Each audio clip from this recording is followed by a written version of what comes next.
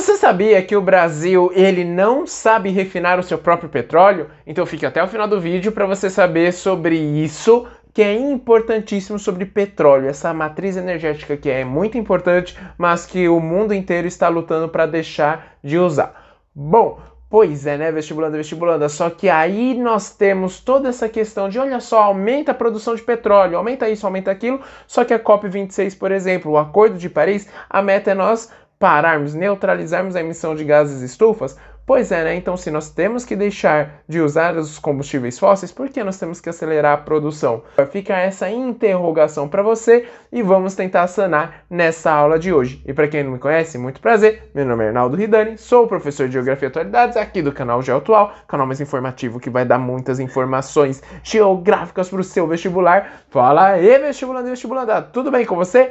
Boa, vamos falar então sobre esse assunto importantíssimo e, em primeiro lugar, vamos para o contexto. O contexto é de segunda revolução industrial, onde... Mas calma aí, antes que você fique assim, ai Arnaldo, menino do céu, ó, tô até emocionado que eu até bati aqui no microfone. Então é o seguinte, então calma, se você não sabe o século da revolução industrial, eu vou te dar uma dica agora. Pensa, a última revolução industrial, terceira revolução industrial, embora que alguns cientistas já falem da quarta, calma, vamos ficar na terceira. Terceira revolução industrial, ela aconteceu no século passado, século XX.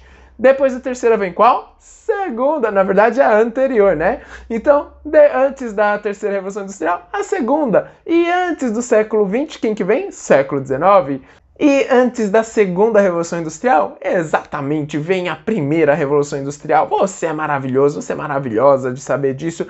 E olha só, antes do século XIX, então século XVIII. Tá aí, século XVIII, XIX e XX. Primeira, segunda, terceira revolução industrial. Então, quando você está falando da século XIX, vestibulanda, você precisa lembrar que nós vamos ter um motor a combustão. Segunda revolução industrial, nós vamos ter o quê? Japão, Estados Unidos e Europa, tá bom? Já se desenvolvendo e queimando muito combustível.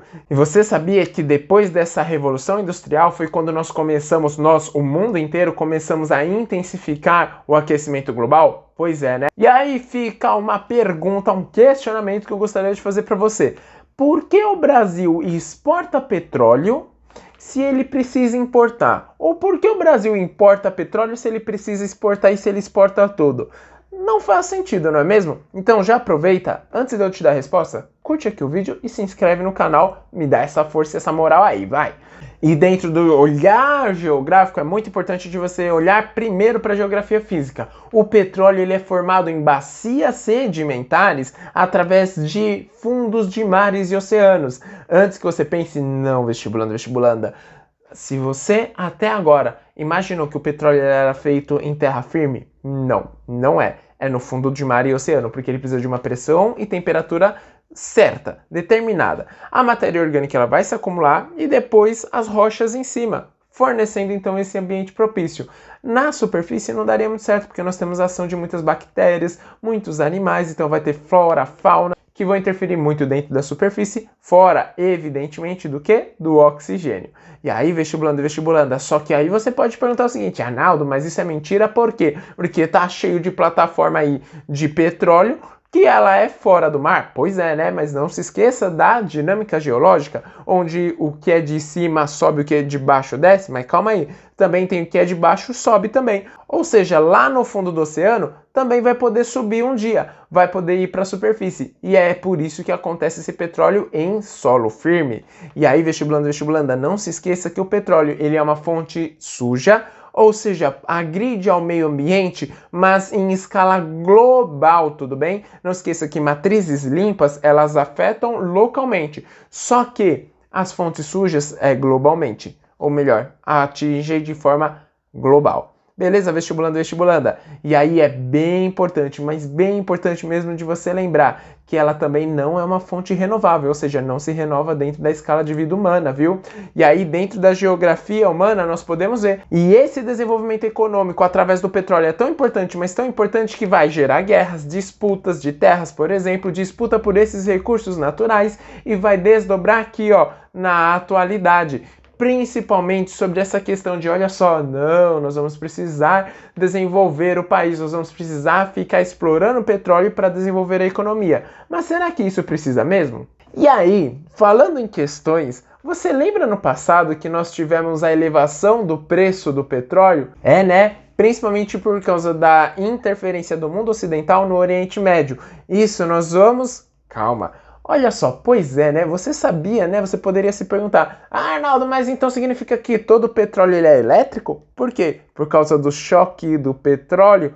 Nossa, vamos voltar para a aula, Arnaldo? Não. Então, além das guerras, ditaduras e também desses choques do petróleo, o Brasil, ele vende todo o seu petróleo. E nós chamamos isso de venda offshore. Ou seja, vende lá fora mesmo. Esse petróleo nem vem para o Brasil. Ele é vendido para os outros países. Mas por que ele é vendido? Porque nós não sabemos refinar o nosso petróleo.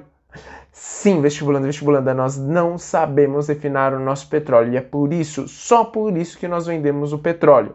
E aí entra a parte das críticas, porque nós vamos ter a poluição do meio ambiente, nós vamos ter o cartel formado pela OPEP, ou seja, a combinação dos países para tabelar o preço do petróleo. Por exemplo, o choque do petróleo prejudicou bastante, e além disso, várias guerras elas foram surgindo, desigualdades também foram surgindo, o aquecimento global ele foi intensificando-se. E aí, vestibulanda, o Brasil, por ele não saber refinar o seu petróleo, ele precisa vender o seu petróleo, que é um petróleo mais grosso, e compra um petróleo mais fino, que é o petróleo do Oriente Médio. E é por isso um dos motivos para que, durante a pandemia, ou melhor, depois aí no final, metade para o final de 2021, o combustível tá muito caro, porque o dólar está muito elevado. O dólar estando muito elevado, todas as nossas importações elas ficam muito caras. Arnaldo, mas calma aí, a soja nós não consumimos daqui do Brasil mesmo? Ué, por que ela tá tão cara? Pois é, a carne e a soja estão muito caras por causa do dólar também. Só que ao invés de nós importarmos, nós exportamos. Como lá para fora os nossos produtos estão muito baratos, automaticamente a procura vai ser maior e também os preços eles serão refletidos em nós, população. Pois é, e nós se ferrando como sempre, não é mesmo, vestibulanda? E aí sim, o preço do petróleo ele também será um desdobramento do preço do dólar nos países subdesenvolvidos e em desenvolvimento, por exemplo, o Brasil, vestibulanda, que dependem da importação, tá bom? Países que são autossuficientes, ainda tudo bem. Aí muitas pessoas falam assim, não, mas olha só, o Brasil é autossuficiente no petróleo. Se fosse em quantidade é verdade, mas como nós não conseguimos refinar o nosso petróleo, nós não somos autossuficientes, porque nós precisamos vender para comprar outro. Pois é, né? Incongruências da vida. E aí, olha só, olhando aqui na revisão, é muito importante de você ver que nós tivemos a formação do petróleo no assoalho oceânico e, além disso, vestibulanda, esse petróleo que nós do Brasil produzimos, nós exportamos para comprar petróleo de fora a preço, inclusive corrigido pelo dólar. Por isso que está muito caro. Esse é um dos motivos, tá bom, vestibulanda? E lógico, não estou falando aqui só do carro, mas quem pega ônibus, onde o diesel, que é derivado do petróleo, caso você não saiba, também vai aumentar. Ei, mas o GLP e o gás de cozinha, eles são diferentes. O gás de cozinha, o gás encanado, ele não segue esse padrão. Se você não sabe qual é a diferença entre os dois, eu vou deixar um link aqui embaixo na descrição para você saber disso, tá bom, vestibulanda? E é isso então, já aproveita, olha só, hein? Ficou em choque? Do choque do petróleo? Pois é, nossa, vamos encerrar, né? Bom, me ajuda aí, né? Curte aqui o vídeo, se inscreve no canal e também, na boa, compartilhe com seus amigos e suas amigas. Grande abraço, vestibulanda. Tchau, tchau. Vão intervir muito dentro da superfície.